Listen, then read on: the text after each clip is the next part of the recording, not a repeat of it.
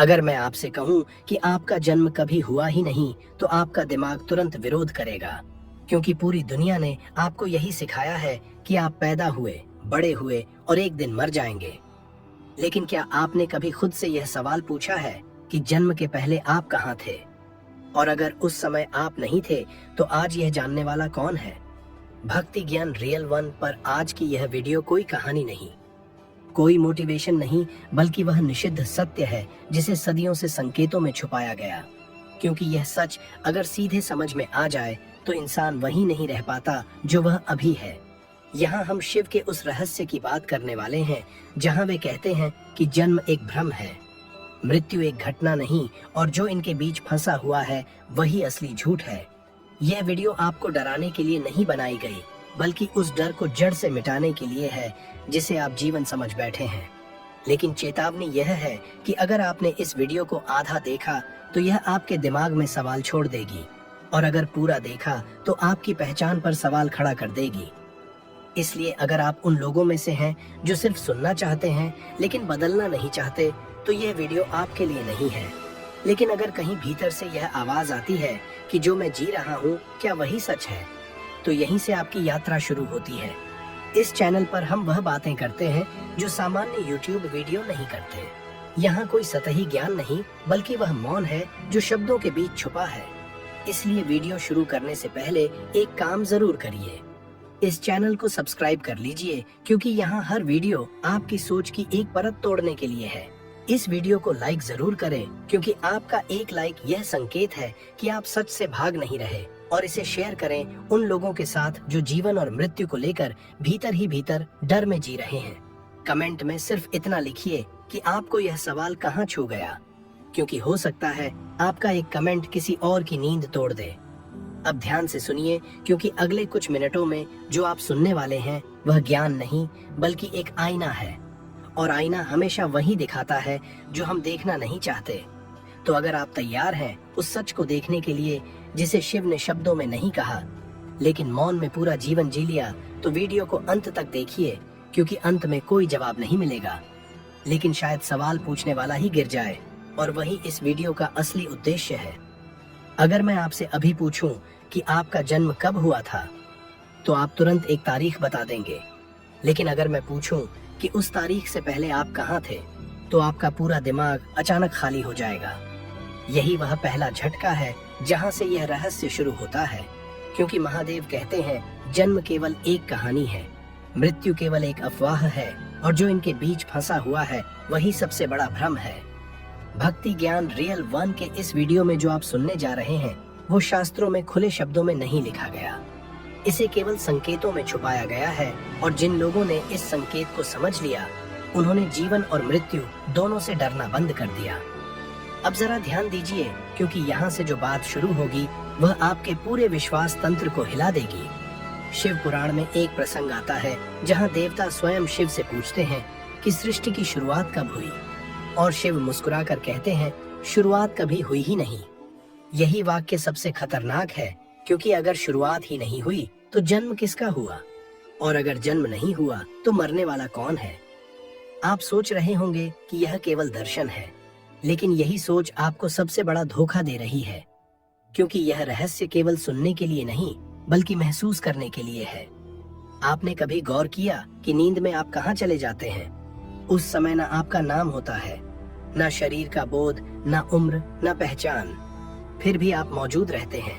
यही वह अवस्था है जहाँ शिव कहते हैं तुम वही हो जो कभी पैदा नहीं हुआ। लेकिन अब सवाल ये है कि अगर आपका जन्म नहीं हुआ तो आपके माता पिता कौन है? आपकी कहानी क्या है? आपकी पहचान क्या है? यहीं पर शिव का दूसरा वाक्य आता है जिसे जानबूझकर छुपाया गया। वे कहते हैं शरीर का जन्म होता है, चेतना का नहीं। लेकिन समाज ने आपको सिखाया कि आप शरीर हो, नाम हो, कहानी हो, जबकि शिव कहते हैं तुम साक्षी हो। अब ध्यान दीजिए, क्योंकि यहाँ से सस्पेंस और गहरा होगा। जब बच्चा पैदा होता है तो क्या चेतना भी पैदा होती है, या चेतना पहले से मौजूद थी जिसने शरीर को माध्यम बनाया? अगर चेतना पहले से थी तो वह कहाँ थी, और अगर वह कहीं थी तो वह कभी जन्मी ही नहीं। यही वह बिंदु है जहाँ अधिकतर लोग डर जाते हैं और आगे नहीं जाना चाहते, क्योंकि यह रहस्य आपके अहंकार को मार देता है। शिव कहते हैं जो डर गया वह वापस संसार में लौट गया और जो ठहर गया वही मुक्त हुआ। अब एक बहुत खतरनाक प्रश्न, अगर चेतना का जन्म नहीं हुआ तो मृत्यु किसकी होगी? शशान में जलने वाला कौन है? और जो रो रहा है वह किसके लिए रो रहा है? शिव का उत्तर इतना सीधा है कि दिमाग उसे स्वीकार नहीं कर पाता। वे कहते हैं मृत्यु केवल दृश्य का अंत है, दृष्टा का नहीं। लेकिन समाज ने आपको दृश्य में उलझा दिया। आपने कभी सोचा है कि मृत्यु के समय लोग क्यों कहते हैं आत्मा चली गई? लेकिन कोई यह नहीं पूछता कि आई कब थी। यही वह गैप है जहां पूरा खेल छुपा है। अब जरा कल्पना कीजिए कि आप एक थिएटर में फिल्म देख रहे हैं। फिल्म शुरू होती है, किरदार जन्म लेते हैं, मरते हैं, लेकिन आप थिएटर में बैठे रहते हैं। फिल्म के अंत में क्या आप मर जाते हैं? नहीं, आप वैसे ही रहते हैं जैसे पहले थे। शिव कहते हैं तुम वही दर्शक हो, लेकिन तुमने खुद को पर्दे की कहानी समझ लिया। यही सबसे बड़ा भ्रम है। अब इस वीडियो का असली हुक यहाँ है। अगर आपका जन्म नहीं हुआ तो आपके सारे डर झूठे हैं, आपकी सारी चिंताएं झूठी हैं और आपकी सारी सीमाएं झूठी हैं। लेकिन इस सत्य को जानने की कीमत बहुत भारी है, क्योंकि इसके बाद आप वैसे नहीं रह पाओगे जैसे अभी हो। शिव कहते हैं सत्य सुंदर नहीं होता, वह तोड़ता है। अब अगला प्रश्न, अगर यह सच है तो यह ज्ञान सबको क्यों नहीं बताया गया? क्योंकि हर कान इसे सुनने योग्य नहीं होता और हर मन इसे सहन नहीं कर पाता। इसीलिए यह रहस्य योगियों, अघोरियों और तांत्रिक संकेतों में छुपा दिया गया। और यही कारण है कि यह वीडियो अगर आपने अंत तक देखा तो आप वही नहीं रहेंगे जो इसे शुरू करते समय थे। लेकिन अभी कहानी खत्म नहीं हुई। असली रहस्य तो अभी खुलना बाकी है, क्योंकि अगले भाग में हम उस क्षण की बात करेंगे जब शिव स्वयं काल को समझाते हैं कि मृत्यु कैसे काम करती है। और जब यह समझ में आ गया तो डर हमेशा के लिए खत्म हो जाएगा। अब जरा उस क्षण की कल्पना करो जहां समय भी रुक जाता है। शिव पुराण में एक प्रसंग है जिसे कभी सीधे नहीं बताया गया, केवल संकेत में छोड़ा गया। उस प्रसंग में स्वयं काल यानी मृत्यु शिव से प्रश्न करता है, हे महादेव, अगर सब कुछ अनंत है तो मेरा अस्तित्व क्या है? और शिव पहली बार मुस्कुराना बंद कर देते हैं। यही वह पल है जहां से मृत्यु का असली सच शुरू होता है। शिव कहते हैं तुम अंत नहीं हो, तुम केवल परिवर्तन का द्वार हो। और यह वाक्य इतना खतरनाक है कि अगर इसे ठीक से समझ लिया जाए तो मौत का डर उसी क्षण खत्म हो जाता है। लेकिन समाज नहीं चाहता कि तुम यह समझो, क्योंकि डर में जीने वाला इंसान सबसे आज्ञाकारी होता है। अब ध्यान दीजिए, क्योंकि यहाँ से जो बताया जाएगा वो आपको अंदर तक हिला देगा। काल पूछता है कि लोग मुझे देखकर कांपते क्यों हैं? शिव कहते हैं क्योंकि उन्होंने खुद को शरीर मान लिया है। अब यहाँ एक गुप्त विज्ञान छुपा है। शरीर का हर कण समय के अधीन है, लेकिन चेतना समय को देखती है, वह समय में चलती नहीं। यही कारण है कि शिव को महाकाल कहा गया, क्योंकि वे समय के स्वामी नहीं, समय के साक्षी हैं। अब सवाल उठता है कि अगर चेतना समय से बाहर है तो मृत्यु उसे छू क्यों नहीं पाती? यही वह बिंदु है जहां अधिकतर आध्यात्मिक बातें अधूरी रह जाती हैं। लेकिन यहाँ हम अधूरा नहीं छोड़ेंगे। शिव कहते हैं मृत्यु केवल उस वस्तु को छू सकती है जिसकी शुरुआत हुई हो। जो शुरू ही नहीं हुआ उसका अंत कैसे होगा? और यहीं पर तुम्हारा पूरा जीवन एक झूठी कहानी की तरह दिखने लगता है। तुमने कभी गौर किया कि तुम्हें अपना बचपन याद है लेकिन जन्म का क्षण नहीं? क्योंकि उस समय तुम शरीर नहीं थे, तुम साक्षी थे। लेकिन जैसे जैसे अहंकार बना तुम कहानी में फंसते चले गए। शिव कहते हैं अहंकार ही वह पर्दा है जो अमर को नश्वर दिखाता है। अब यहाँ एक और झटका है। मृत्यु का अनुभव भी शरीर करता है, चेतना नहीं। लेकिन समाज ने मृत्यु को इतना भयानक बना दिया कि चेतना भी डरने लगी, जबकि चेतना डर सकती ही नहीं। डर केवल स्मृति से पैदा होता है और स्मृति शरीर की होती है। अब जरा इस रहस्य को महसूस करो। अगर तुम्हारी चेतना अमर है तो फिर पुनर्जन्म किसका होता है? यह सवाल सदियों से पूछा जा रहा है, लेकिन जवाब को घुमा दिया गया। शिव कहते हैं पुनर्जन्म आत्मा का नहीं, संस्कारों का होता है। और यह वाक्य पूरे कर्म सिद्धांत को उलट देता है, क्योंकि अगर संस्कार ही घूम रहे हैं तो तुम कौन हो? तुम केवल वह स्क्रीन हो जिस पर यह संस्कार चल रहे हैं, और स्क्रीन कभी जलती नहीं। अब ध्यान दीजिए, क्योंकि यहाँ से रहस्य और गहरा होगा। मृत्यु के समय लोग रोते क्यों हैं? क्योंकि वे शरीर से नहीं, अपनी पहचान से चिपके होते हैं। शिव कहते हैं, जिसने पहचान छोड़ दी उसने मृत्यु को जीत लिया। इसलिए अघोरी श्मशान में हंसते हैं क्योंकि उन्हें दिखता है कि यहाँ कुछ खत्म नहीं हो रहा, केवल रूप बदल रहा है। लेकिन समाज इसे पागलपन कहता है क्योंकि समाज सत्य को हमेशा पागलपन ही कहता है। अब एक और निषिद्ध तथ्य। शिव कहते हैं, मृत्यु का भय इसलिए बनाया गया ताकि तुम समय के गुलाम बने रहो। घड़ी, कैलेंडर, उम्र सब एक ही जाल के हिस्से हैं। जैसे ही तुमने खुद को समय से अलग देख लिया, खेल खत्म। अब सवाल उठता है कि अगर यह सच है तो फिर साधना क्यों, तपस्या क्यों, ध्यान क्यों? शिव कहते हैं, साधना अमर बनने के लिए नहीं है, तुम पहले से अमर हो। साधना केवल इस भ्रम को तोड़ने के लिए है कि तुम मरोगे। यही कारण है कि ध्यान में कभी कभी ऐसा लगता है कि शरीर गायब हो गया और केवल एक खालीपन बचा है। वही खालीपन तुम्हारी असली पहचान है। लेकिन यहाँ एक बहुत बड़ा खतरा है। अगर ये ज्ञान अधूरा समझ लिया तो इंसान दिशाहीन हो सकता है। इसलिए इसे चरणों में बताया गया और यही कारण है कि यह वीडियो सीरीज में दिया जा रहा है। अब जरा कल्पना करो उस क्षण की जब मृत्यु सामने खड़ी हो और तुम डर नहीं रहे, क्योंकि डरने वाला कोई है ही नहीं। यही वह स्थिति है जिसे शिव मुक्ति कहते हैं और यही कारण है कि शिव को न जन्म लेने वाला कहा गया, न मरने वाला। वे कहते हैं जो पैदा नहीं हुआ वही सदा है। अब अगला सवाल, अगर शिव यही है तो हम उनसे अलग कैसे हुए? इसका उत्तर इतना गहरा है कि अगले भाग में हम उस मूल गलती की बात करेंगे जो चेतना ने की। वही पहली भूल जिससे जन्म और मृत्यु का नाटक शुरू हुआ। और जब वह भूल दिख जाएगी तो पूरा खेल साफ दिखाई देगा। इसलिए अभी कहीं मत जाइए, क्योंकि अगला भाग इस पूरी श्रृंखला का सबसे खतरनाक और सबसे जागृत करने वाला हिस्सा होगा। अब हम उस बिंदु पर पहुंच चुके हैं जहां से जन्म और मृत्यु का पूरा नाटक शुरू हुआ। यह वही रहस्य है जिसे शिव ने केवल इशारों में बताया, क्योंकि इसे सीधे सुनने वाला मन टूट सकता है। शिव कहते हैं, कोई भी आत्मा कभी बंधी नहीं थी, कोई भी चेतना कभी फंसी नहीं थी, लेकिन फिर भी संसार चल रहा है। इसका मतलब यह है कि बंधन वास्तविक नहीं बल्कि एक भूल है, और यही पहली भूल है। चेतना ने खुद को देखने वाले से देखे जाने वाले में बदल लिया। अब इसे धीरे धीरे समझिए, क्योंकि यहीं पर अधिकतर लोग खो जाते हैं। जब चेतना साक्षी थी तब न जन्म था, न मृत्यु, न समय था, न डर। लेकिन जैसे ही चेतना ने खुद को अनुभव करने की इच्छा की, एक बहुत सूक्ष्म कंपन पैदा हुआ।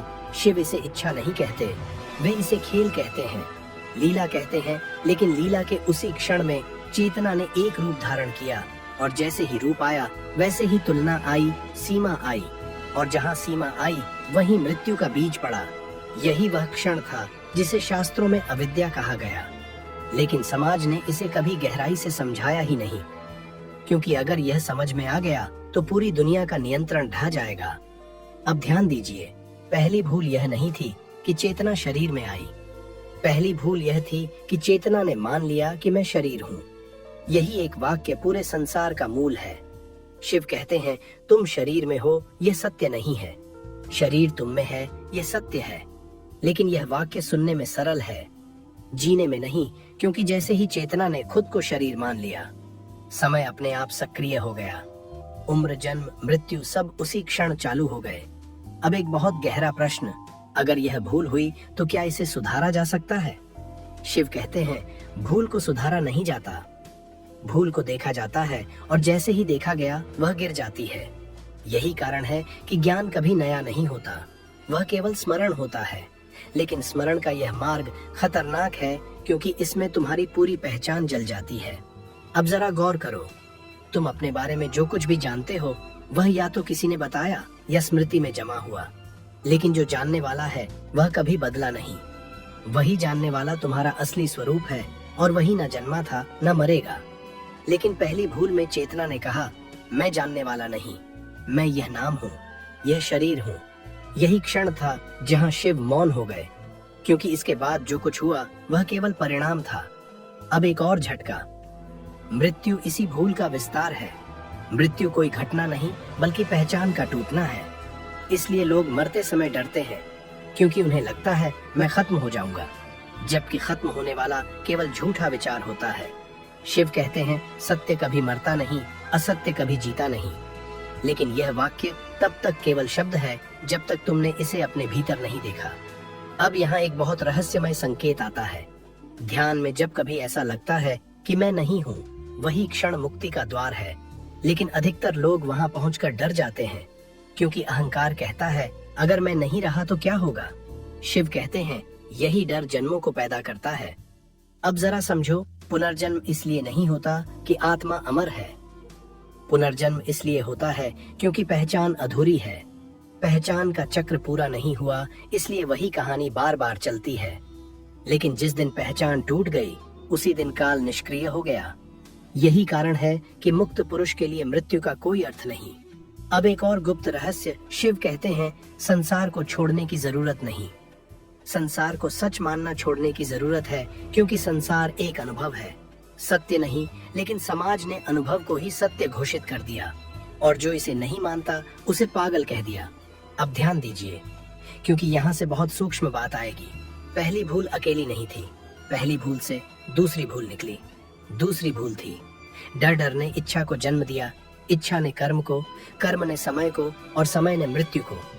यह पूरा चक्र एक ही भूल पर खड़ा है, और यही कारण है कि शिव को अर्धनारीश्वर कहा गया, क्योंकि वे कहते हैं द्वैत तभी पैदा हुआ जब एक ने खुद को दो माना, लेकिन वास्तव में दो कभी थे ही नहीं। अब इस भाग का सबसे खतरनाक वाक्य, शिव कहते हैं तुम मुक्त होने के लिए कुछ नहीं कर सकते, क्योंकि करने वाला ही बंधन है। यह वाक्य सुनकर साधक हिल जाते हैं, क्योंकि पूरा समाज सिखाता है करो बनो पाओ, जबकि शिव कहते हैं रुक जाओ, देखो और पहचान गिरने दो। अब यही वह बिंदु है जहां यह श्रृंखला और गहरी हो जाएगी, क्योंकि अगले भाग में हम उस अवस्था की बात करेंगे जहां पहचान गिरती है, जहां मन टूटता है, और जहां पहली बार मृत्यु का भय सच में समाप्त होता है। लेकिन वह अवस्था सुंदर नहीं, वह अंधकार जैसी लगती है, और इसी कारण अधिकतर लोग उससे भाग जाते हैं। अगला भाग उसी अंधकार का रहस्य खोलेगा, इसलिए यहाँ रुकना मत, क्योंकि अगर यहाँ रुके तो पूरी कहानी अधूरी रह जाएगी। अब यहाँ से कहानी उस मोड़ पर आती है जहाँ ज्यादातर लोग आधे रास्ते से लौट जाते हैं, क्योंकि शिव कहते हैं सत्य प्रकाश में नहीं अंधकार में खुलता है। और यह वाक्य सुनते ही मन डरने लगता है, क्योंकि मन को हमेशा उजाला चाहिए, पर उजाला वही चाहता है जिसे देखने का डर हो। जो सत्य है उसे उजाले की जरूरत नहीं।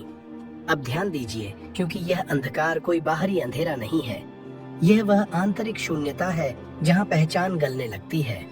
शिव कहते हैं जब साधक पहली बार इस शून्य के पास पहुँचता है तो उसे लगता है जैसे सब कुछ खत्म हो रहा है, जैसे कोई उसे भीतर से निगल रहा है, और यहीं से मृत्यु का असली डर जन्म लेता है। क्योंकि अहंकार को पहली बार लगता है कि अब मैं नहीं बचूंगा, लेकिन शिव कहते हैं यही वह क्षण है जहां अधिकतर लोग जीवन भर के लिए लौट जाते हैं, क्योंकि अहंकार को बचाना समाज ने सबसे बड़ी सुरक्षा बना दी है। अब जरा समझिए, अंधकार की साधना का मतलब किसी गुफा में जाना नहीं, इसका मतलब है उस खालीपन में रुकना जहाँ कोई नाम नहीं, कोई पहचान नहीं, कोई कहानी नहीं। जब तुम ध्यान में बैठते हो और विचार रुकने लगते हैं, तब जो डर उठता है वही अंधकार है, और उसी डर को पार करना ही शिव मार्ग है। लेकिन समाज ने तुम्हें डर से भागना सिखाया है, इसलिए जैसे ही वह अंधकार आता है तुम मोबाइल उठा लेते हो, बात करने लगते हो, खुद को व्यस्त कर लेते हो ताकि वह खालीपन महसूस ना हो। लेकिन शिव कहते हैं जो खालीपन से भागा वह जन्मों तक भागता रहेगा, क्योंकि मृत्यु उसी खालीपन का प्रतीक है। अब एक बहुत गहरा रहस्य, मृत्यु से डर इसलिए लगता है क्योंकि मृत्यु वही अंधकार है जिसे तुमने जीवन भर टाला है। अगर तुमने जीवन में उस अंधकार को देख लिया तो मृत्यु केवल एक घटना बन जाती है, कोई भय नहीं, कोई आतंक नहीं। अब ध्यान दीजिए, क्योंकि यहाँ एक निषिद्ध सत्य आता है। शिव कहते हैं अहंकार कभी मरता नहीं, वह केवल रूप बदलता है, लेकिन जब उसे देखा जाता है तब वह शक्ति खो देता है। और यही देखने की प्रक्रिया साधना है, कोई मंत्र नहीं, कोई पूजा नहीं, केवल देखना। लेकिन देखना इतना आसान नहीं, क्योंकि अहंकार देखने वाले को भी अपने रंग में रंगने की कोशिश करता है। वह कहता है मैं साधक हूँ, मैं ज्ञानी हूँ, और यही दूसरी सबसे खतरनाक भूल पैदा होती है। लेकिन शिव कहते हैं जिसने साधक होने का भी त्याग कर दिया वही अंधकार पार करता है। अब जरा उस क्षण की कल्पना करो जब ध्यान में अचानक ऐसा लगता है कि मैं हूँ ही नहीं, शरीर है, सांस चल रही है, लेकिन भीतर कोई नहीं, वही क्षण अंधकार का द्वार है और वही क्षण सबसे डरावना भी है, क्योंकि अहंकार चिल्लाता है, वापस लौटो, कुछ करो, कुछ पकड़ो। लेकिन शिव कहते हैं वहीं ठहरो, क्योंकि वहीं तुम्हारा असली घर है। अब यहाँ एक बहुत सूक्ष्म विज्ञान है। जब अहंकार ढीला पड़ता है तब समय भी ढीला पड़ता है, और जैसे ही समय ढीला पड़ा मृत्यु का डर अपने आप गिरने लगता है, क्योंकि मृत्यु समय की संतान है। अगर समय ही अर्थहीन हो गया तो मृत्यु किसकी होगी? यही कारण है कि गहरे ध्यान में समय का बोध खत्म हो जाता है। घंटे मिनट सेकंड गायब हो जाते हैं और वही स्थिति शिव अवस्था है। अब एक और गुप्त संकेत, श्मशान को शिव का स्थान इसलिए कहा गया क्योंकि श्मशान में सब पहचाने जल जाती हैं। राजा, गरीब, सुंदर, कुरूप सब एक जैसे हो जाते हैं, और यही दृश्य साधक को भीतर घटित करना होता है। भीतर के श्मशान में जहां हर पहचान जलाई जाती है। लेकिन यह प्रक्रिया सुखद नहीं, यह टूटने जैसी है। इसीलिए शिव को भयानक भी कहा गया और करुणामय भी, क्योंकि वे तोड़ते भी हैं और मुक्त भी करते हैं। अब जरा समझिए, मृत्यु का अंतिम भय तब टूटता है जब यह स्पष्ट हो जाता है कि मरने वाला कभी था ही नहीं। लेकिन इस बोध से पहले एक गहरी उदासी आती है, क्योंकि पूरी दुनिया झूठी लगने लगती है। रिश्ते, लक्ष्य, दौड़ सब खोखले दिखने लगते हैं, और यहीं पर साधक को लगता है कि सब कुछ व्यर्थ है। लेकिन शिव कहते हैं यही वह क्षण है जहां करुणा जन्म लेती है, क्योंकि जब तुम देखते हो कि सब भ्रम में जी रहे हैं तब नफरत नहीं, दया पैदा होती है, और यही दया शिव की असली ऊर्जा है। अब एक अंतिम और खतरनाक तथ्य, शिव कहते हैं अंधकार पार करने के बाद भी कुछ नहीं मिलता, क्योंकि पाने वाला कोई बचता ही नहीं, केवल शांति रह जाती है, और वही शांति अमृता है। लेकिन इस शांति को शब्दों में नहीं बताया जा सकता, इसे केवल जिया जा सकता है, और यही कारण है कि यह ज्ञान पुस्तकों में नहीं, मौन में दिया गया। अब यहाँ इस भाग का सबसे बड़ा हुक, अगर तुमने जीवन में कभी ऐसा महसूस किया है कि सब कुछ होते हुए भी कुछ अधूरा है, तो वही अंधकार तुम्हें बुला रहा है, और अगर तुम उससे भागते रहे तो मृत्यु का डर कभी नहीं जाएगा। लेकिन अगर तुम एक बार उसमें ठहर गए तो जीवन और मृत्यु दोनों खेल बन जाएंगे। अब कहानी यहाँ खत्म नहीं होती, क्योंकि अगले भाग में हम उस अवस्था की बात करेंगे जहाँ अंधकार के बाद प्रकाश नहीं आता, बल्कि कुछ ऐसा आता है जिसे शिव ने नाम देना भी उचित नहीं समझा। वही अवस्था पूर्ण मुक्ति की है, और वही इस पूरी श्रृंखला का सबसे गुप्त और सबसे कम बताया गया रहस्य है। अब यहाँ से हम उस सीमा में प्रवेश कर रहे हैं जहाँ शब्द कमजोर पड़ने लगते हैं, क्योंकि शिव कहते हैं जो अंतिम है उसे कहा नहीं जा सकता, केवल संकेत दिया जा सकता है। लेकिन फिर भी मन समझने की कोशिश करता है, और वही कोशिश सबसे बड़ी बाधा बन जाती है। पिछले भाग में आपने जाना कि अंधकार के भीतर ठहरना क्या होता है, लेकिन अब सवाल उठता है कि उस अंधकार के बाद क्या है। समाज ने तुम्हें सिखाया कि अंधकार के बाद प्रकाश आता है, लेकिन शिव इस विचार को ही झूठा कहते हैं। वे कहते हैं अंधकार के बाद प्रकाश नहीं आता, क्योंकि अंधकार और प्रकाश दोनों अनुभव हैं, और अनुभव सत्य नहीं होते। सत्य अनुभव से पहले होता है। यही वह वाक्य है जिसे सुनकर साधक अंदर से कांप जाता है, क्योंकि अगर न अंधकार अंतिम है न प्रकाश, तो फिर बचता क्या है? शिव कहते हैं कुछ भी नहीं, और वही कुछ भी नहीं ही सब कुछ है। लेकिन यह कुछ भी नहीं कोई खालीपन नहीं है, यह वह अवस्था है जहाँ पूछने वाला ही गिर जाता है। अब जरा ध्यान दीजिए, जब अंधकार पार होता है तो मन आखिरी चाल चलता है। वह कहता है अब मैं मुक्त हो गया, मैं जान गया, और यही वह बिंदु है जहाँ 80% साधक रुक जाते हैं, क्योंकि उन्होंने अनुभव को ही सत्य मान लिया। लेकिन शिव कहते हैं अनुभव भी बंधन है, क्योंकि अनुभव होने के लिए अनुभव करने वाला चाहिए, और जहाँ अनुभव करने वाला है वहाँ अभी भी द्वैत है। अब यह बात बहुत सूक्ष्म है, इसलिए इसे महसूस करना होगा। जब गहरे ध्यान में आनंद आता है, शांति आती है, हल्कापन आता है, तब भी कोई है जो कह रहा है यह अच्छा है, और वही कहने वाला अभी बाकी है। शिव कहते हैं पूर्ण मुक्ति तब नहीं जब आनंद मिले, पूर्ण मुक्ति तब है जब आनंद कहने वाला भी गिर जाए। अब यहाँ एक निषिद्ध रहस्य, शिव कहते हैं मुक्ति कोई अवस्था नहीं, क्योंकि हर अवस्था आती जाती है। मुक्ति वह है जो कभी आती जाती नहीं, लेकिन मन इसे पकड़ नहीं सकता, इसलिए वह बार बार किसी अनुभव को अंतिम मान लेता है। अब जरा गौर करो, तुम्हारे जीवन में जितनी भी गहरी अनुभूतियां हुई, ध्यान में, प्रेम में, संकट में, वे सब आई और चली गई, लेकिन जो देख रहा था वह नहीं गया। वही देखने वाला शिव है, लेकिन यह शिव कोई देवता नहीं, यह तुम्हारी अपनी चेतना का मूल है। अब एक बहुत बड़ा झटका। शिव कहते हैं, तुम शिव को पाने नहीं जा रहे, तुम शिव को खोने जा रहे हो, क्योंकि जो कुछ तुम खुद को मानते हो वह गिरने वाला है। यही कारण है कि पूर्ण मुक्ति की बातें डर पैदा करती हैं, क्योंकि इसमें तुम्हारा पूरा भविष्य, पूरा अतीत, पूरी कहानी जल जाती है। अब ध्यान दीजिए, क्योंकि यहाँ एक बहुत गहरा संकेत है।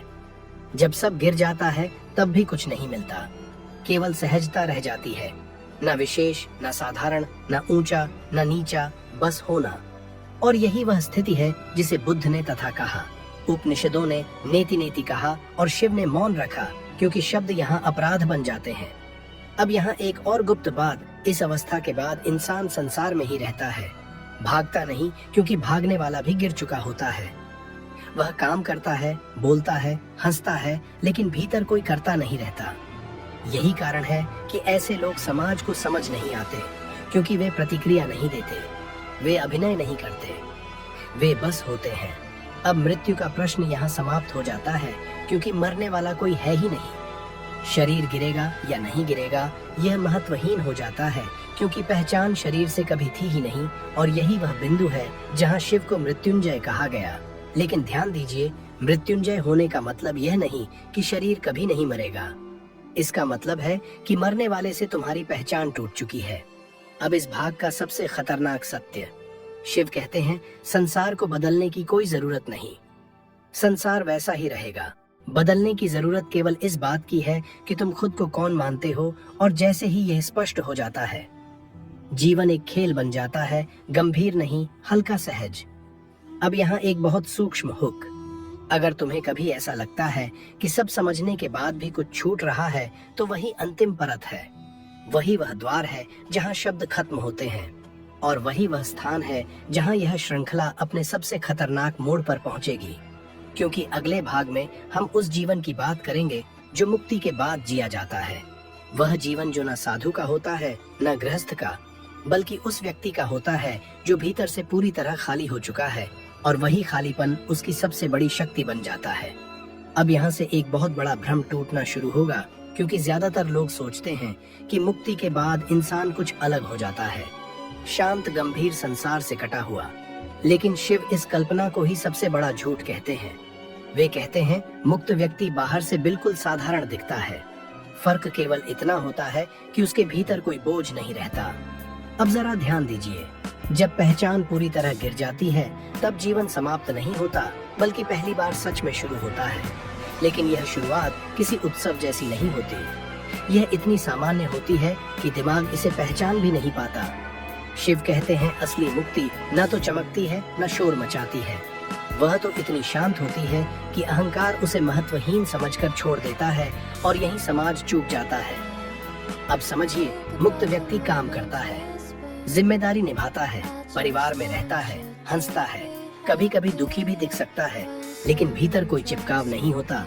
दुख आता है और चला जाता है, सुख आता है और चला जाता है, लेकिन कोई यह नहीं कहता कि यह मेरा है। यही सबसे बड़ा फर्क है। शिव कहते हैं, जहाँ मेरा समाप्त हुआ वहीं मुक्ति प्रकट हुई। लेकिन यह बात सुनने में छोटी लगती है, जीने में पूरी जिंदगी मांग लेती है।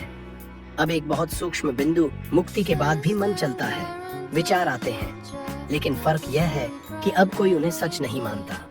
वे बादलों की तरह गुजरते हैं और आकाश हिलता नहीं। यही कारण है कि मुक्त व्यक्ति प्रतिक्रिया नहीं देता, वह उत्तर देता है। प्रतिक्रिया अतीत से आती है, उत्तर वर्तमान से। अब जरा सोचिए, अगर कोई आपकी निंदा करे और भीतर कोई चोट न लगे, तो क्या आप वही व्यक्ति रहेंगे? समाज कहेगा तुम ठंडे हो गए, लेकिन सच यह है कि भीतर कोई घाव बचा ही नहीं। शिव कहते हैं, घाव ही व्यक्तित्व बनाते हैं, और जब घाव भर जाते हैं तो व्यक्तित्व ढह जाता है। अब यहाँ एक गहरा रहस्य, मुक्त व्यक्ति दूसरों को बदलने की कोशिश नहीं करता, क्योंकि उसे साफ दिखता है कि हर कोई अपनी नींद में चल रहा है, और नींद में चलने वाले को झकझोरना हिंसा है। इसलिए शिव मौन को सबसे बड़ी करुणा कहते हैं। अब ध्यान दीजिए, मुक्ति के बाद नैतिकता भी बदल जाती है। सही गलत अब नियम नहीं रहते, बल्कि संवेदनशीलता बन जाते हैं। मुक्त व्यक्ति किसी ग्रंथ से नहीं बल्कि उस क्षण की सच्चाई से निर्णय करता है, और यही कारण है कि समाज उसे समझ नहीं पाता, क्योंकि समाज को नियम चाहिए, स्वतंत्रता नहीं। अब एक और झटका, मुक्त व्यक्ति भविष्य की चिंता नहीं करता, इसीलिए नहीं कि उसे पता है आगे क्या होगा, बल्कि इसलिए कि भविष्य नाम की कोई ठोस चीज बची ही नहीं। सब कुछ इसी क्षण में सिमट जाता है, और जब क्षण पूरा होता है तो समय का दबाव समाप्त हो जाता है। यही कारण है कि ऐसे लोग बूढ़े दिखते हुए भी थके हुए नहीं होते, क्योंकि थकान समय से आती है। अब मृत्यु की बात यहाँ लगभग समाप्त हो जाती है, क्योंकि मुक्त व्यक्ति के लिए मृत्यु जीवन का विरोधी नहीं बल्कि उसका ही एक दृश्य है। जैसे सांस भीतर जाती है और बाहर आती है, वैसे ही शरीर आता है और जाता है। कोई हड़बड़ी नहीं, कोई भय नहीं। शिव कहते हैं, मृत्यु तभी डरावनी है जब जीवन अधूरा जिया गया हो, और अधूरापन पहचान से आता है। अब यहाँ एक बहुत खतरनाक सच, मुक्ति के बाद कोई विशेष अनुभव रोज रोज नहीं होता। कोई चमत्कार नहीं बल्कि चमत्कारों की जरूरत ही खत्म हो जाती है, क्योंकि साधारण ही अद्भुत बन जाता है। चाय पीना, चलना, देखना, सब में एक गहरी पूर्णता उतर आती है, जिसे शब्दों में नहीं बताया जा सकता, लेकिन जिसे खोया नहीं जा सकता। अब ध्यान दीजिए, इस अवस्था में करुणा किसी विचार से नहीं बल्कि स्वाभाविक रूप से बहती है, क्योंकि जब भीतर कोई अलग नहीं बचता तो दूसरे का दुख अपना ही लगता है। लेकिन यह करुणा थकाती नहीं, क्योंकि करने वाला कोई नहीं। अब इस भाग का सबसे बड़ा हुक, अगर तुम सोच रहे हो कि यह सब सुनकर भी तुम्हारा जीवन वैसा ही रहेगा, तो वही संकेत है कि यह काम कर रहा है। क्योंकि शिव कहते हैं, सत्य धीरे धीरे असर करता है, वह विस्फोट नहीं करता। वह चुपचाप चढ़े हिलाता है, और एक दिन अचानक पुरानी पहचान अपने आप गिर जाती है, बिना संघर्ष, बिना शोर। अब यहाँ से श्रृंखला अपने अंतिम चरण की ओर बढ़ रही है, क्योंकि अगले भाग में हम उस अंतिम रहस्य की बात करेंगे जिसे शिव ने कभी शब्दों में नहीं कहा। वह रहस्य जो जन्म, मृत्यु, मुक्ति सबके पार है, और जिसे जानने के बाद कुछ भी जानना बाकी नहीं रहता। लेकिन चेतावनी यह है कि यह भाग सुनने के बाद वापस पुराने तरीके से जीना लगभग असंभव हो जाता है। अब यहाँ से हम उस क्षेत्र में प्रवेश कर रहे हैं जहाँ न ज्ञान काम करता है न तर्क, क्योंकि शिव कहते हैं, जो अंतिम है वह बताया नहीं जाता, वह केवल घटता है। और इसी कारण उन्होंने सबसे गहरे रहस्यों पर मौन चुना। लोग पूछते रहे, जन्म क्या है, मृत्यु क्या है, मुक्ति क्या है, लेकिन शिव चुप रहे, क्योंकि जो पूछा जा रहा था वह पूछने वाले के दायरे में ही नहीं था। अब ध्यान दीजिए, मौन का मतलब चुप रहना नहीं होता। मौन का मतलब है वहां पहुंचना जहां सवाल अपने आप गिर जाते हैं, और यही वह अवस्था है जहां इस पूरी श्रृंखला का असली अर्थ खुलता है। अब जरा समझिए, अब तक आपने सुना कि जन्म भ्रम है, मृत्यु कहानी है, पहचान झूठ है, और मुक्ति भी कोई उपलब्धि नहीं। लेकिन यहाँ एक अंतिम पर्दा अभी बाकी है। शिव कहते हैं, जब सब भ्रम टूट जाते हैं तब भी एक सूक्ष्म भ्रम बच जाता है, और वही सबसे खतरनाक होता है। वह भ्रम है जानने का, यह विश्वास कि अब मैं जान गया। यही वह बिंदु है जहाँ साधक रुक जाता है, क्योंकि उसे लगता है इससे आगे कुछ नहीं। लेकिन शिव का मौन वहीं से शुरू होता है, क्योंकि मौन यह संकेत देता है कि जानने वाला भी गिरना है। अब जरा ध्यान दो, जब तुम कहते हो मैं जानता हूँ, तब भी दो बने रहते हैं, जानने वाला और जाना हुआ। और जहाँ दो हैं वहाँ द्वैत है, और जहाँ द्वैत है वहाँ अंतिम सत्य नहीं। शिव कहते हैं, सत्य वहाँ है जहाँ एक भी नहीं बचता। और यह वाक्य सुनते ही मन घबरा जाता है, क्योंकि मन को हमेशा किसी आधार की जरूरत होती है, लेकिन यहाँ कोई आधार नहीं बचता। अब एक बहुत सूक्ष्म संकेत, शिव के गले में जो सर्प है वह समय या मृत्यु का नहीं बल्कि ज्ञान का प्रतीक है, क्योंकि ज्ञान भी अगर लिपट जाए तो घुटन पैदा करता है। इसलिए शिव ज्ञान को गले में रखते हैं, सिर पर नहीं, ताकि वह शासन ना करे। अब ध्यान दीजिए, मौन की अवस्था में न शिव बचते हैं, न साधक, न ईश्वर, न भक्त। केवल एक निराकार होना बचता है, जिसे न पकड़ा जा सकता है न छोड़ा जा सकता है। और यही कारण है कि इस अवस्था को किसी ग्रंथ में पूरी तरह लिखा नहीं गया। उपनिषद मौन हो जाते हैं, बुद्ध मौन हो जाते हैं, और शिव तो पहले से ही मौन है। अब यहाँ एक बहुत गहरा रहस्य, मौन कोई खालीपन नहीं, मौन वह पूर्णता है जिसमें कमी का विचार भी नहीं उठता। लेकिन यह पूर्णता अनुभव नहीं है, क्योंकि अनुभव होने के लिए कोई चाहिए, और यहाँ कोई नहीं। इसलिए जब लोग कहते हैं मुझे शांति मिली, वह मौन नहीं, वह अनुभव है। मौन तो वह है जहाँ शांति शब्द भी नहीं उठता। अब जरा गौर करो, तुम्हारे जीवन में कभी कभी ऐसे क्षण आए होंगे जब सब ठीक था, न खुशी न दुख, बस एक साधारण संतुलन, और तुमने उस पर ध्यान नहीं दिया क्योंकि मन नाटकीय चीजों को महत्व देता है। वही साधारण क्षण मौन के सबसे करीब होते हैं, लेकिन तुम उन्हें नजरअंदाज कर देते हो। शिव कहते हैं जो साधारण में टिक गया वही अंतिम तक पहुंच गया।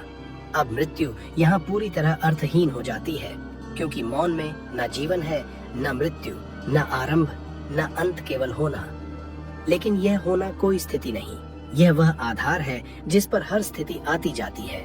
अब इस भाग का सबसे खतरनाक वाक्य शिव कहते हैं, मुक्ति भी एक सपना है, क्योंकि जो मुक्त होता है वह अभी भी किसी अवस्था में है, लेकिन मौन में न बंधन है न मुक्ति।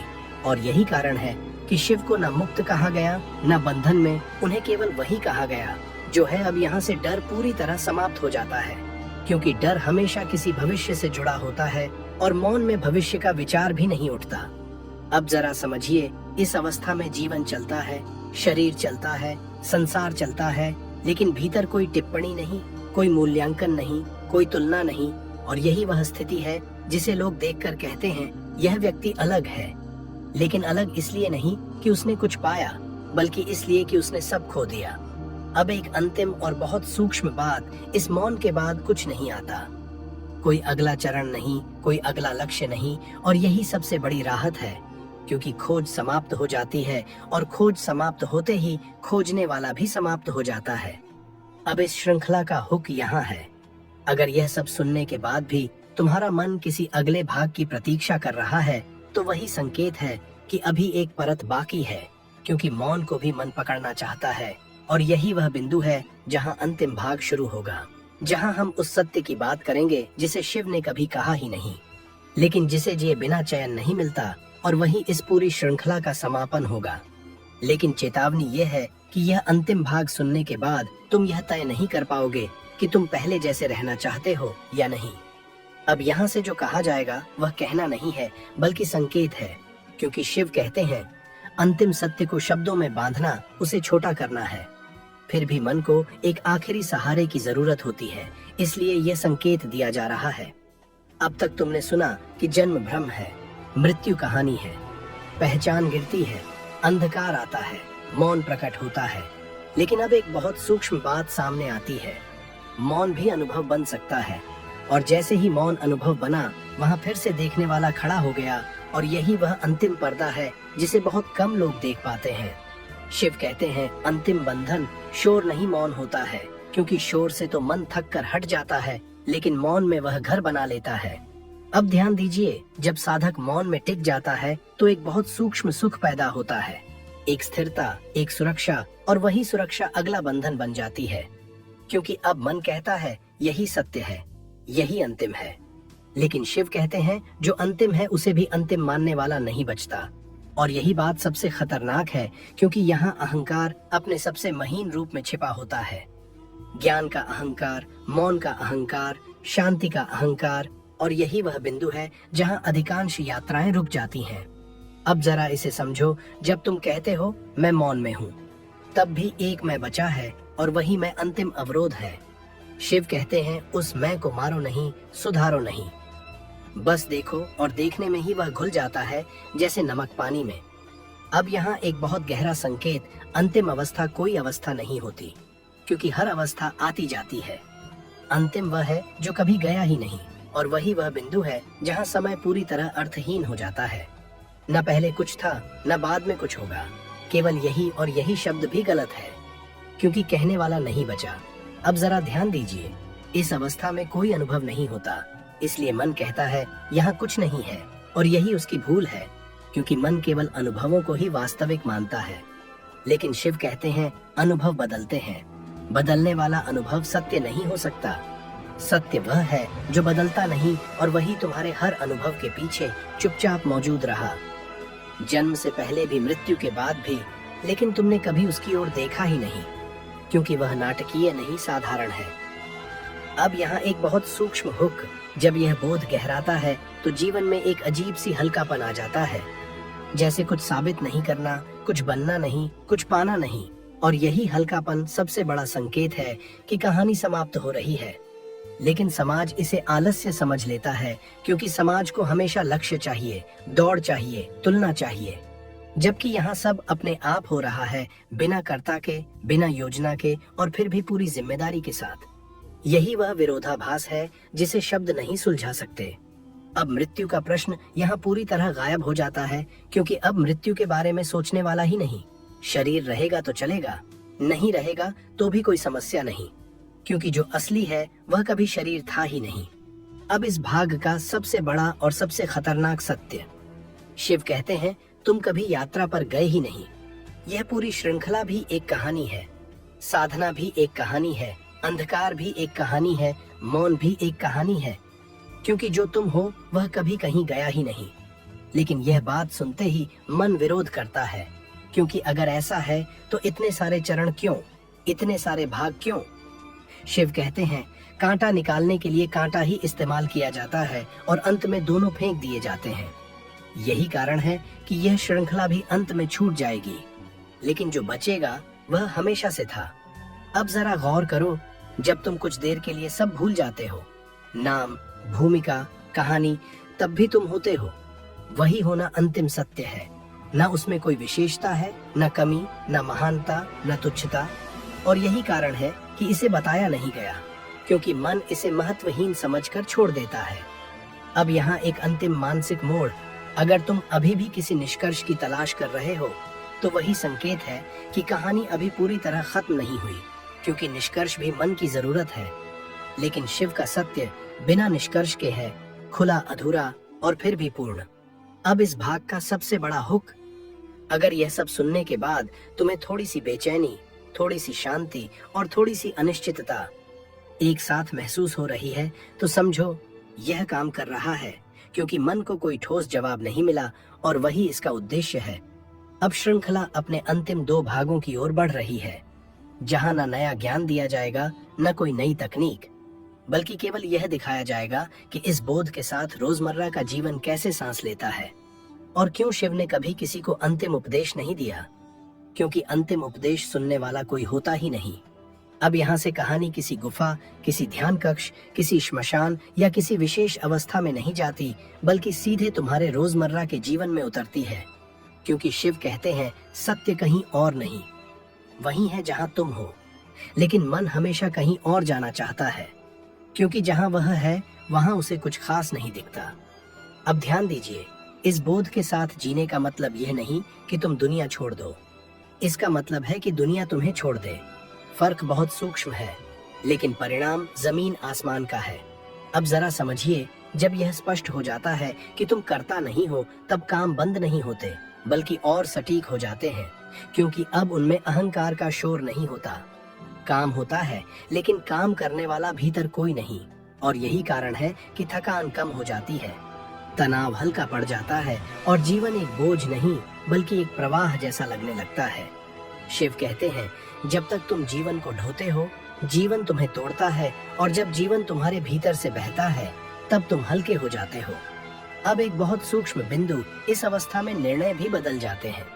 पहले निर्णय डर से आते थे, क्या होगा, लोग क्या कहेंगे, भविष्य सुरक्षित है या नहीं। लेकिन अब निर्णय वर्तमान की स्पष्टता से आते हैं, और यही कारण है कि वे स्वाभाविक होते हैं। उनमें कोई अपराध बोध नहीं, कोई पछतावा नहीं। अब ध्यान दीजिए, इसका मतलब यह नहीं कि गलतियां नहीं होंगी। गलतियां होंगी, लेकिन वे पहचान को नहीं तोड़ेंगी, क्योंकि अब पहचान किसी भूमिका से जुड़ी नहीं। यही कारण है कि आलोचना भी भीतर नहीं चुभती, प्रशंसा भी सिर नहीं चढ़ती, दोनों बस आवाजें बनकर गुजर जाती हैं। अब यहाँ एक बहुत गहरा रहस्य, इस अवस्था में रिश्ते अधिक सच्चे हो जाते हैं, क्योंकि अब तुम किसी से कुछ पाने के लिए नहीं जुड़ते, ना सुरक्षा, ना मान्यता, ना भावनात्मक सहारा। इसलिए जो जुड़ाव होता है वह हल्का और ईमानदार होता है, और जहाँ जुड़ाव नहीं होता वहाँ भी कोई अपराध बोध नहीं, क्योंकि भीतर कोई कमी का अनुभव नहीं। शिव कहते हैं, प्रेम तब शुद्ध होता है जब उसमें जरूरत नहीं होती। अब जरा मृत्यु की बात यहाँ फिर से आती है, लेकिन इस बार अलग रूप में। मृत्यु अब कोई भविष्य की घटना नहीं रहती, वह हर क्षण घटती दिखती है। हर पल कुछ पुराना गिरता है, हर पल कुछ नया आता है। और यह निरंतर गिरना और आना डरावना नहीं बल्कि सुंदर लगने लगता है, क्योंकि अब पकड़ने वाला कोई नहीं। अब एक और सूक्ष्म संकेत, इस बोध के साथ जीने वाला व्यक्ति बहुत साधारण दिखता है, शायद तुम्हारे पड़ोस में, ऑफिस में, परिवार में, लेकिन वह प्रचार नहीं करता, क्योंकि प्रचार करने वाला अहंकार होता है और यहाँ वह बचा ही नहीं। शिव कहते हैं, सत्य को साबित करने की जरूरत नहीं, क्योंकि सत्य अपने आप पर्याप्त है। अब ध्यान दीजिए, इस अवस्था में नैतिकता किसी किताब से नहीं आती, वह संवेदनशीलता से आती है। अगर सामने वाला दुखी है तो भीतर कुछ सहज रूप से हिलता है। कोई नियम याद नहीं करना पड़ता कि क्या सही है क्या गलत। और यही कारण है कि यह व्यक्ति कभी कठोर नहीं होता, लेकिन कमजोर भी नहीं, क्योंकि करुणा और स्पष्टता दोनों साथ चलती हैं। अब यहाँ एक बहुत बड़ा हुक, इस बोध के साथ जीने का सबसे बड़ा संकेत यह है कि तुम्हें किसी को समझाने की जरूरत कम होती जाती है, क्योंकि तुम्हें दिखता है कि हर व्यक्ति अपने समय पर जागेगा या नहीं जागेगा, और दोनों ठीक हैं। अब जरा ध्यान दो, इस अवस्था में अकेलापन भी बदल जाता है। पहले अकेलापन खालीपन था, अब वह पूर्णता बन जाता है, और भीड़ भी डरावनी नहीं लगती, क्योंकि भीतर कोई घर्षण नहीं। अब मृत्यु का डर लगभग समाप्त हो चुका है, लेकिन यहाँ एक आखिरी परत बाकी है। मृत्यु के डर से भी एक सूक्ष्म पहचान जुड़ी हो सकती है। मैं वह हूँ जिसे अब मृत्यु से डर नहीं, और यही अंतिम चाल है। शिव कहते हैं, जब यह भी गिर जाए तब कुछ भी नहीं बचता, और वही असली स्वतंत्रता है। अब इस भाग का सबसे खतरनाक सत्य, इस बोध के साथ जीने का कोई प्रमाण नहीं होता, कोई सर्टिफिकेट नहीं, कोई चिन्ह नहीं, केवल एक गहरी सहजता होती है जिसे बाहर से मापा नहीं जा सकता। और यही कारण है कि यह मार्ग लोकप्रिय नहीं, क्योंकि समाज को माप चाहिए, तुलना चाहिए, उपलब्धि चाहिए। अब यहाँ श्रृंखला अपने अंतिम भाग की ओर जा रही है, क्योंकि अब कुछ समझाने को बचा नहीं, केवल एक बहुत साधारण लेकिन सबसे कठिन बात बची है। इस सब के बाद भी जीवन को कैसे बिल्कुल साधारण तरीके से जिया जाए, बिना किसी आध्यात्मिक पहचान के, बिना किसी विशेष दावे के। और क्यों शिव ने कभी कभी अपने शिष्यों को अलग जीवन जीने का आदेश नहीं दिया, बल्कि उन्हें दुनिया में ही रहने दिया। यही अंतिम रहस्य अगले भाग में खुलेगा, और वही इस पूरी यात्रा का पूर्ण विराम होगा। अब यहाँ कोई नई जानकारी नहीं दी जाएगी, क्योंकि शिव कहते हैं, जो अंत में दिया जाता है वह ज्ञान नहीं होता, वह केवल गिरावट होती है। अब तक जो कुछ सुना गया वह मन को यहाँ तक लाने के लिए था, लेकिन अब मन को भी यहीं छोड़ देना है, क्योंकि अंतिम सत्य मन के साथ नहीं जाता। अब जरा ध्यान दीजिए, बिना पहचान के जीने का मतलब यह नहीं कि तुम नाम छोड़ दो, रिश्ते छोड़ दो, काम छोड़ दो। इसका मतलब है कि तुम यह मानना छोड़ दो कि यही तुम हो। फर्क इतना सूक्ष्म है कि समझ में नहीं आता, लेकिन प्रभाव इतना गहरा है कि जीवन पूरी तरह बदल जाता है। शिव कहते हैं, जब तक तुम किसी पहचान से चिपके हो तब तक तुम डर में हो, क्योंकि हर पहचान के साथ खोने की संभावना जुड़ी होती है। पिता, पुत्र, पत्नी, साधक, ज्ञानी, मुक्त, यह सब पहचाने हैं, और हर पहचान मृत्यु से डरती है। लेकिन जब पहचान बस एक सुविधा बन जाती है, सत्य नहीं, तब मृत्यु अपना अर्थ खो देती है। अब जरा इसे महसूस करो, बिना पहचान के जीने वाला व्यक्ति सुबह उठता है, दांत साफ करता है, काम पर जाता है, बात करता है, लेकिन भीतर कोई कहानी नहीं चलती कि मैं ऐसा हूँ या मुझे ऐसा होना चाहिए। और यही भीतर की खामोशी सबसे बड़ी स्वतंत्रता बन जाती है, क्योंकि अब कोई बनने का बोझ नहीं। अब एक बहुत सूक्ष्म संकेत, इस अवस्था में जीवन बहुत साधारण लगता है, इतना साधारण कि मन कहता है बस इतना ही, और यही मन की आखिरी निराशा है, क्योंकि मन नाटकीय अंत चाहता है, कोई घोषणा, कोई रोशनी, कोई अनुभव। लेकिन शिव कहते हैं, सत्य कभी नाटकीय नहीं होता, वह इतना साधारण होता है कि अहंकार उसे देख ही नहीं पाता। अब मृत्यु यहाँ पूरी तरह गायब हो जाती है, क्योंकि मृत्यु केवल उसी को डराती है जो खुद को कुछ मानता है, लेकिन यहाँ मानने वाला कोई नहीं। शरीर रहेगा तो रहेगा, नहीं रहेगा तो नहीं रहेगा। और यह वाक्य अब दार्शनिक नहीं लगता, बल्कि तथ्य जैसा लगने लगता है, बिना भावनात्मक उतार चढ़ाव के। अब एक बहुत गहरा रहस्य, इस अवस्था में ना तो विशेष आनंद रहता है, ना विशेष दुख, लेकिन एक स्थिर संतुलन रहता है जिसे शब्दों में पकड़ना मुश्किल है। यह ना खुशी है ना उदासी, यह पूर्णता है, लेकिन ऐसी पूर्णता जिसे किसी चीज से तुलना नहीं की जा सकती। अब ध्यान दीजिए, शिव ने कभी यह नहीं कहा कि संसार छोड़ दो। उन्होंने कहा था दृष्टि बदल दो, क्योंकि संसार कभी समस्या था ही नहीं। समस्या हमेशा देखने वाले की पहचान थी, और जैसे ही वह पहचान ढीली पड़ती है, संसार वही रहते हुए भी अलग दिखने लगता है। अब इस अंतिम भाग का सबसे बड़ा और सबसे खतरनाक सत्य शिव कहते हैं, यह सब सुनने के बाद भी कुछ करने की जरूरत नहीं, क्योंकि करने वाला ही भ्रम था। अगर यह समझ में आ गया तो ठीक, नहीं आया तो भी ठीक, क्योंकि सत्य को तुम्हारी जरूरत नहीं, तुम उसे नहीं पकड़ते, वह तुम्हें पकड़े रहता है।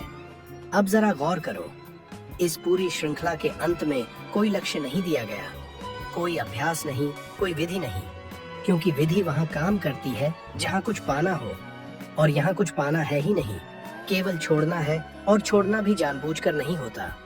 वह अपने आप घटता है, जैसे हाथ से डीली चीज गिर जाती है। अब यह अंतिम वाक्य ध्यान से सुनो। शिव कहते हैं, तुम कभी बंधे ही नहीं थे, इसलिए मुक्त होने की कहानी भी एक खेल थी। यह वाक्य सुनते ही मन या तो हंसता है या चुप हो जाता है, और अगर चुप हो गया तो यही इस पूरी यात्रा की सफलता है। अब यहाँ कोई आगे का भाग नहीं, क्योंकि आगे कुछ है ही नहीं। जीवन वैसे ही चलेगा, सूरज उगेगा, अस्त होगा, लोग आएंगे जाएंगे, शरीर बदलेगा, लेकिन भीतर कुछ स्थिर रहेगा, बिना नाम के, बिना रूप के, बिना कहानी के। और वही शिव है, ना देवता, ना मूर्ति, ना विचार, बल्कि वही जो अभी इस शब्द को पढ़ते समय भी मौजूद है, और जो इस श्रृंखला के शुरू होने से पहले भी था, और जो इसके खत्म होने के बाद भी रहेगा। अब यदि यह सब सुनने के बाद तुम्हें लगे कि कुछ छूट गया है, तो वही संकेत है कि कुछ भी छूटा नहीं, क्योंकि जो छूट सकता है वह कभी सत्य था ही नहीं। और यही शिव रहस्य का मौन समापन है। अब जब यह वीडियो यहाँ समाप्त हो रही है, तो असली सवाल ये नहीं है कि आपने क्या सुना, असली सवाल यह है कि आपके भीतर क्या हिला, क्योंकि शिव का रहस्य कभी बाहर घटता ही नहीं, वह भीतर दरार बनाकर प्रकट होता है। हो सकता है आपको अभी स्पष्ट ना दिखे, लेकिन अगर यह वीडियो सच में आप तक पहुंची है, तो आने वाले समय में अचानक कुछ पल ऐसे आएंगे जब जीवन वही रहेगा, लेकिन देखने का ढंग बदल जाएगा। और वही बदलाव सबसे खतरनाक होता है, क्योंकि वह बिना शोर के आता है। अब जरा ईमानदारी से खुद से पूछिए, क्या जन्म और मृत्यु को लेकर आपका डर पहले जैसा ही है, या कहीं ना कहीं कुछ ढीला पड़ा है? अगर थोड़ा सा भी अंतर महसूस हो रहा है तो समझ लीजिए, यह वीडियो अभी खत्म नहीं हुई, यह भीतर चलती रहेगी। और यही भक्ति ज्ञान रियल वन का उद्देश्य है, आपको कुछ मानने पर मजबूर करना नहीं, बल्कि उस झूठ को दिखा देना जिसे आप सच समझ बैठे थे। अब यहाँ रुकते समय एक बात याद रखिए, यह चैनल मनोरंजन के लिए नहीं है, यह चैनल उन लोगों के लिए है जो सवालों से डरते नहीं, बल्कि सवालों के साथ जीने का साहस रखते हैं।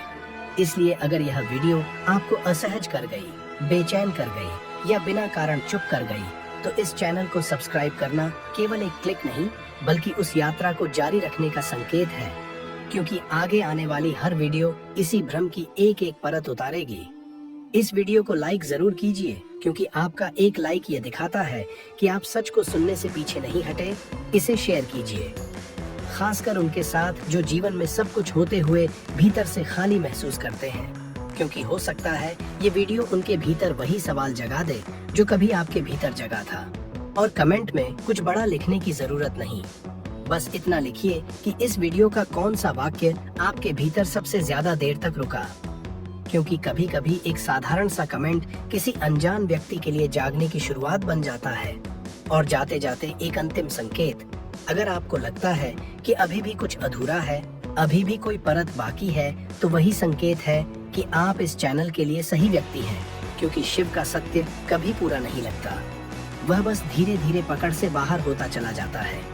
इसलिए यहीं रुकिए मत, चैनल को सब्सक्राइब कीजिए, घंटी को दबाइए और अगली वीडियो का इंतजार कीजिए, क्योंकि अगली बार हम फिर किसी ऐसे रहस्य पर बात करेंगे जिसे सुनने के बाद आप पहले जैसे नहीं रह पाएंगे। और शायद यही सबसे बड़ा उपहार है जो भक्ति ज्ञान रियल वन आपको दे सकता है।